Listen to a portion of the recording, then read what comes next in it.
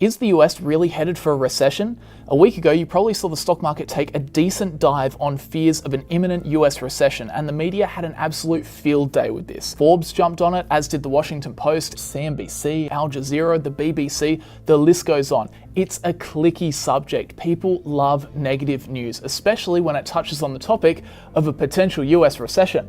But do they have a point?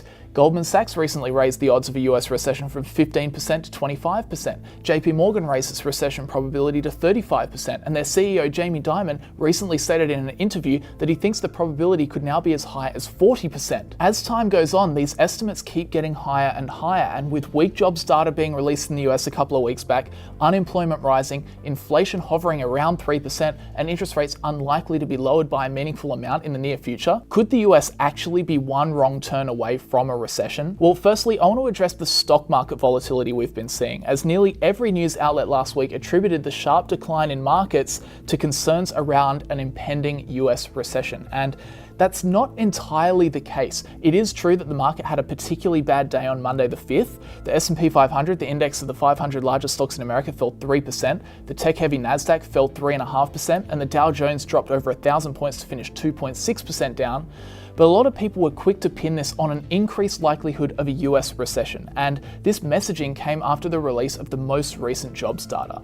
If you missed it, the Bureau of Labor Statistics noted that in July, just 114,000 jobs were added in the US, which is down substantially from the figures seen in May and June. And looking at the unemployment rate in the US, while it's still quite low, it has slowly been trending up over recent months. So that, combined with cooler but still reasonably persistent inflation and the reality that interest rates will probably stay restrictive for quite some time, are causing people to worry about a recession coming soon. But is this really what's moving the markets? Is a potential US recession really affecting the stock market as much as the media are trying to force us to believe?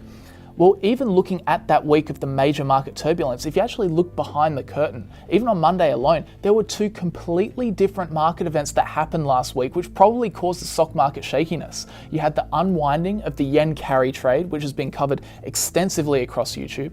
And you also had the world's best investor, Warren Buffett, dumping huge sums of Apple stock back into the market. And after commentary from Buffett earlier in the year saying he's comfortable trimming Apple to hold more cash, seeing him make such a big move likely prompted many investors to reconsider their investments in the high-flying tech stocks. The news caused Apple to fall around 5%, but this really just highlighted a much bigger trend we've been seeing in the Magnificent Seven over the past month: the reintroduction of volatility